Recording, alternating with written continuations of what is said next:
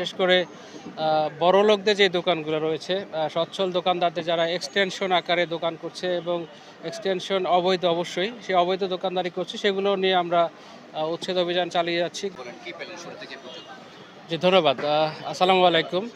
আপনারা সবাই জানেন, গত ১ তারিখ থেকে আমাদের ডিএমপি ট্রাফিক বিভাগের উদ্যোগে বিশেষ অভিযান হচ্ছে। বিশেষ করে বড়লোকদের যে দোকানগুলো রয়েছে, সচ্ছল দোকানদারদের যারা এক্সটেনশন আকারে দোকান করছে এবং এক্সটেনশন অবৈধ অবশ্যই সেই অবৈধ দোকানদারি করছে, সেগুলো নিয়ে আমরা উচ্ছেদ অভিযান চালিয়ে যাচ্ছি গত ১ তারিখ থেকে এবং এটা চলমান আছে। এবং আজকে আপনাদের সাথে আমরা আছি গুলশান ১, তারপরে আপনার পুলিশ প্লাজার ওদিক থেকে আমরা অভিযান করে এই মুহূর্তে আমরা গুলশান ২ এই যে গুরুত্বপূর্ণ একটা পয়েন্টে আছি। আপনারা দেখতে পাচ্ছেন আমাদের ঠিক পেছনেই এখানে দুইটি খাবার হোটেলের নাম দিয়ে ব্যবসা বাণিজ্য করে যাচ্ছে, যার কারণে আমাদের এই গুরুত্বপূর্ণ যে গুলশান ২ এর মতো গুরুত্বপূর্ণ জায়গার যে রাস্তাঘাটের যানজট লেগেই থাকে।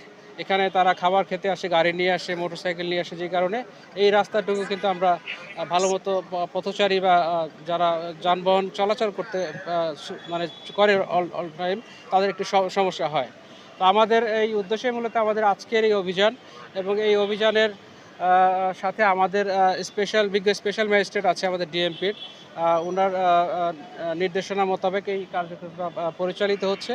এবং এখানে যারা এই অবৈধভাবে স্থাপনা দিয়ে হোটেল ব্যবসা করছে এবং যার কারণে এই রাস্তায় যানজট সৃষ্টি হচ্ছে নিয়মিতভাবে দিনে রাতে সব সময়, তো সেটা প্রতিরোধের জন্য, প্রতিকারের জন্য মূলত আমাদের আজকের এই আয়োজন। এবং আমরা মালিক পক্ষকে ডেকেছিলাম।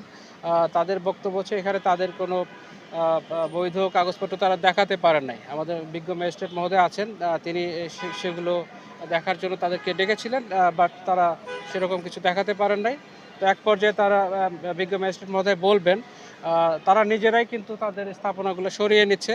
এবং আমরা আশা করি আমাদের এই জায়গাটুকু যদি ক্লিয়ার হয়, তাহলে আমাদের এই রাস্তাটা, যেটা একটা অন্যতম গুরুত্বপূর্ণ রাস্তা, এটা ক্লিয়ার হবে। এবং গুলশান ২ কেন্দ্রিক না, শুধু আশেপাশের যে রাস্তাগুলো রয়েছে সকল রাস্তাতে যান চলাচলে যে শৃঙ্খলা, সেটা ফিরে আসবে। এবং আলটিমেটলি জনসেবা প্রদানের জন্য আমরা যে প্রতিজ্ঞাবদ্ধ, ট্রাফিক ডিভিশন রাস্তাঘাট যেন আইনের মধ্যে আসে, ট্রাফিক আইন মোতাবেক যেন সব কিছু চলে, সেটা আমরা নিশ্চিত করতে পারবো।